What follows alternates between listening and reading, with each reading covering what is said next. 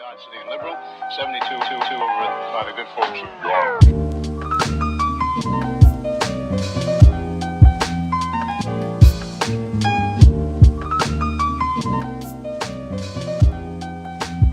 Alright, so atoms, very small. They were first hypothesized by some Greek guy. I'm gonna say Democritus, but that's definitely not right. But it's close enough, alright? It starts with a D. Then there was Dalton, who was like, hey, maybe atoms are made of like smaller subatomic, or like they're the smallest forms of matter, right? And each atom and each element is different, but every atom of the same element is the same, and they can't be broken down. And then Rutherford was like, actually, they can be broken down because they're made out of neutrons and protons and electrons, while also discovering that all atoms kind of have the same basic structure, and that's the structure we learned today, which is like the sort of like the circles. You got like the different shells of electrons, and then you got protons and neutrons in the nucleus. Distinguishing between atoms. Alright, so atoms, like they're clearly different because they make up different elements. You know, you got copper, iron, then you got like gases and stuff.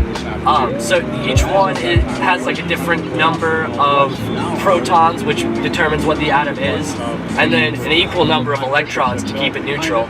And then depending on the number of neutrons, that changes the atomic mass and changes the isotope. Like for example, I don't know if this is a thing, but like oxygen 9 is different than oxygen 8 because it's got an extra neutron. And then like unstable atoms, isotope atoms, are like radioactive, and they'll mess you up.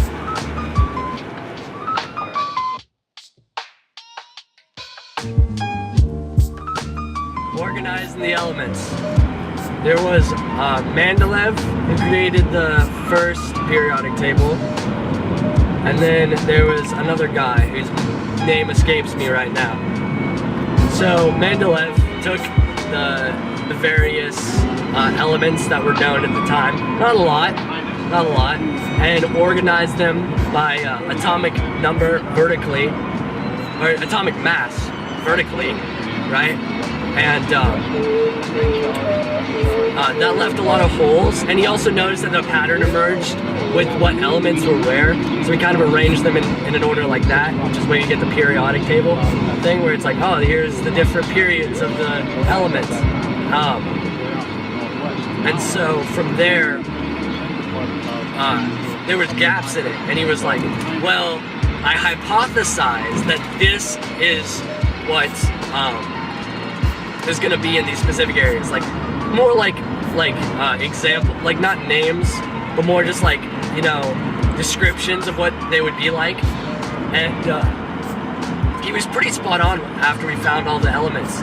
Not all of them, but like the elements we found fit perfectly into where those gaps, which is cool. And then another guy was like, I don't like the way Mendeleev set up his table, so he set it up a different way, horizontally by atomic number. And then he also has the periods that they all line up together, like, you know, you got the alkali metals, the noble gases, the normal metals, the transition metals, all of those types of things. It's pretty legit. The one exception, of course, being hydrogen, because hydrogen hates everything.